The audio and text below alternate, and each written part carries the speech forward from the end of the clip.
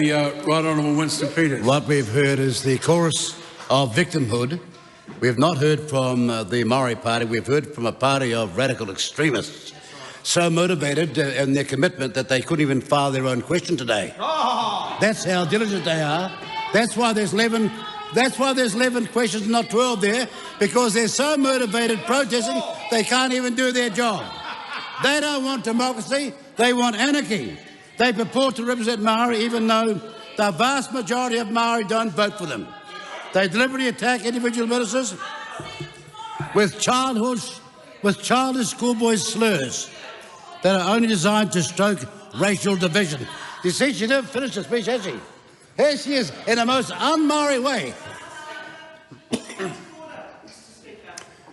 Point of order. Honourable Nicole McKee.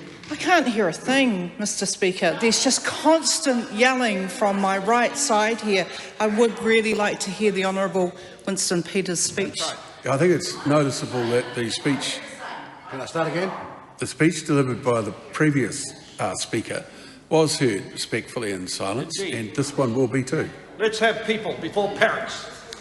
They ignorantly call the government a Pākehā government with Pākehā laws when two of the three leaders of the coalition are Māori, and there are a record number of Māori in cabinet, far more than they'll ever have or they've ever had. Now, they personally attack Māori ministers for not growing up Māori enough, for being sellouts, for wanting to exterminate Māori, for being white supremacists, for being racist, for wanting everybody to be white. These are quotes from the Māori Party recently, and this kind of garbage in the New Zealand Herald on the 24th of this month. Absolute drivel. Who trains these people? Who educated them? And where were they when the crisis of Māoridom was happening so many times in the last century? Never saw any of them.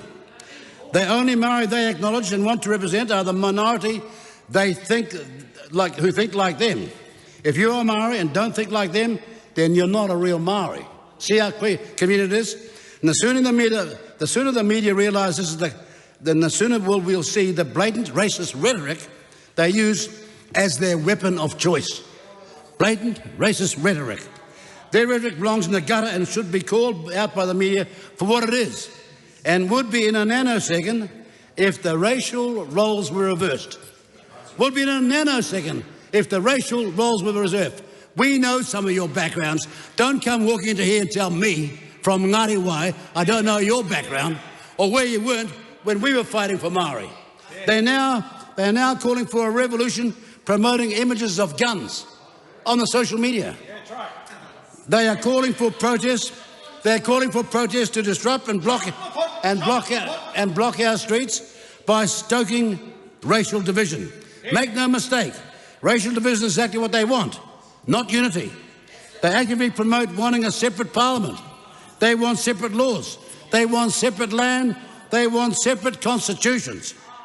We should never accept this ignorant extremist rhetoric as a new kind of political discourse in our country.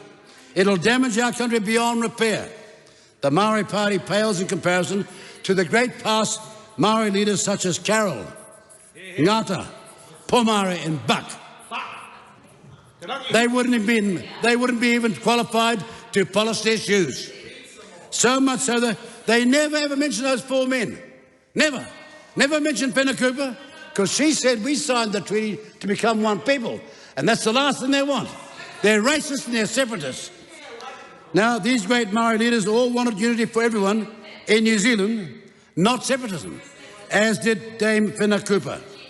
Our government can fix the economy, infrastructure, law and order, and the education and health systems.